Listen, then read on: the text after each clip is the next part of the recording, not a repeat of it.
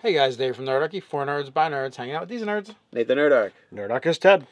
And our intro to Dungeons and Dragons series continues. This time we're talking D&D races, half-elf.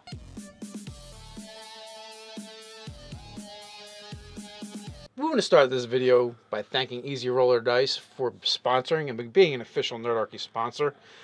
If it's your first set of dice or your 1,000,000th set of dice, Easy Roller Dice, in the description below, you can find a link to easyrollerdice.com/nerdarchy, as well as a one-time coupon code for 20% off.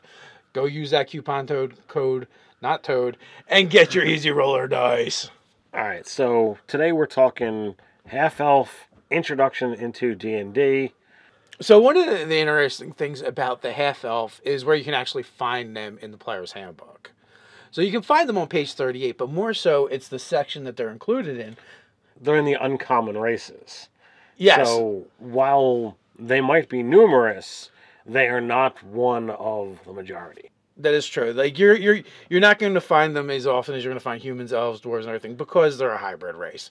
You know, basically when you have an elf and a human, they get together, you get a half elf. They're pretty prevalent throughout the tropes and genres of fantasy.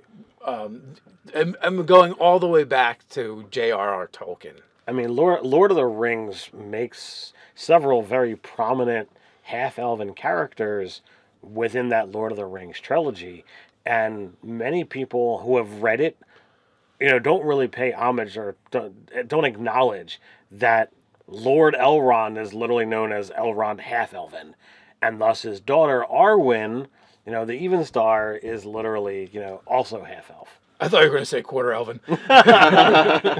Well, if you're not a full-blood elf, you're considered half-elven. Yeah, there's also a couple other famous ones, not quite as famous as Elrond and his daughter. If you want to get a little obscure and delve further into D&D history and lore, there's the Dark Sun series, Prism Pentad, and Sidira was a half-elf. Right. And if you go into, other D&D novels, the Dragonlance series, Tanis Half-Elven was another very prominent character that, again, he was referred to as half-elven. Right, it was right in his title. Yes. Yeah, I think that comes from them being used like a literary device because they're literally in two worlds because of their mixed heritage. Well, exactly, and let's get into that. That's like the big thing about being a half-elf in Dungeons and Dragons is you basically stride two worlds for the most part, or you're either trying to get acceptance in one or the other, or maybe you never find it in either. Well, and that actually bespeaks the fact that there is no half-elven culture. You can't go somewhere and say, I'm going to live with just half-elves. So that you are in one world or the other. If you want to go live with the humans, they're going to be shorter lived, and therefore you're going to outlive everybody, or you're going to go to the elves and you're going to die before, well before, anyone else. I think they make excellent ambassadors to the races in general because it's like they take the elven grace and prestige, but they tone down the arrogance, which every other race it doesn't like about the elves, and they take the humans kind of drive, but they put it towards beneficial things. Well, and that kind of like tones down both the races in comparison to what the other races see. And that actually speaks to their mechanically, they're a very charismatic race, and that actually is noted in their pluses that they get when they're making their stats. So overall, while neither humans nor elves get a bonus to charisma, the half-elves do. Somehow, genetically, their mix actually makes them better at getting along with everyone else. It's like chocolate and peanut butter. Well, it's because of the balancing act they've probably had to do all their life, trying to live in two worlds, fighting for acceptance. It's just more difficult being a half-elf, and that's probably why they're so well at dealing with others, and they make good diplomatics, because they've always had to approach things from tact and diplomacy and make it work for them. Right. Yeah, so you mentioned age. What kind of age range do they have got going?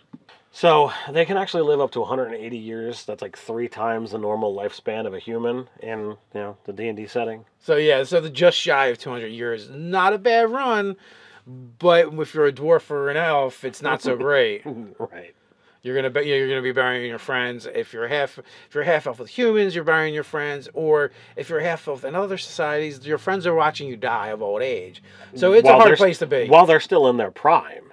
Yes. You know, so like you're gonna be teetering off, and they're like, "Dude, the heck." We're going to go out and play some really active sports. No, I'm going to take a nap. Now, also, one of the things to bring up is how versatile they are. Much like the humans, they have other ability stats that they get to put wherever they want. So, generally, a half-elf can make a good whatever you want to play. And that also speaks to, their versatility in skills, because they also are knowledgeable in whatever field they want to go towards, whether it be it's literally any skill option. So it's not just the knowledge stuff. Yeah, and they get to pick 2 of them, right? Right. Yes, as a bonus. So it just goes to further drive home how adaptable they are, how they can do pretty much anything.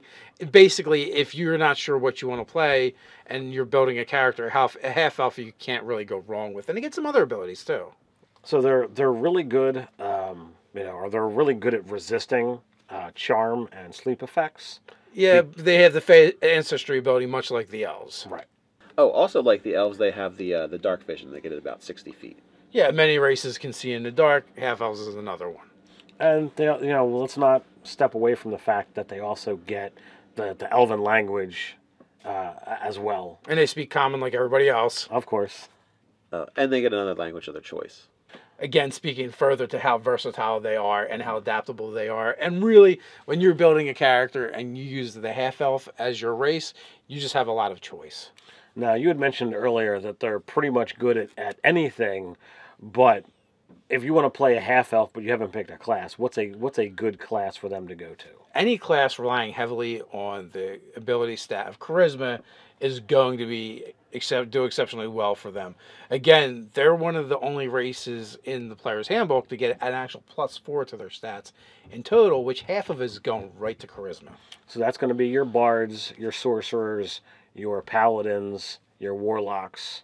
Pretty much, yes. All your charisma-based casters are going to do really well with a half elf. And I would say that anyone that you want to, even if you're not going to have charisma as your primary stat, anyone that you want to rely on those charisma-based skills, this is going to really be a step up, whether it be persuasion, deception, or intimidation.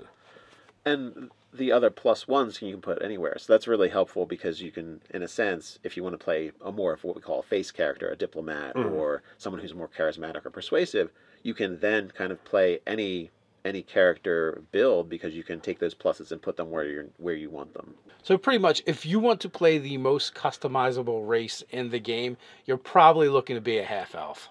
So if you have any questions in regards to how to properly play a half-elf, or you want any advice, there's a great spot to continue the conversation. That's down in the comments. Either us at Nerdarchy or some of our awesome fans will be more than happy to answer your questions. So while you're down there, don't forget to like, share, and subscribe. Hey, and while you're on your way down to the comments, why don't you go check out the description where you can find a link to EasyRollerDice.com/Nerdarchy and look for that special coupon code for 20% off on your first purchase. You can also read the articles over at nerdarchy.com. So until next time, stay nerdy.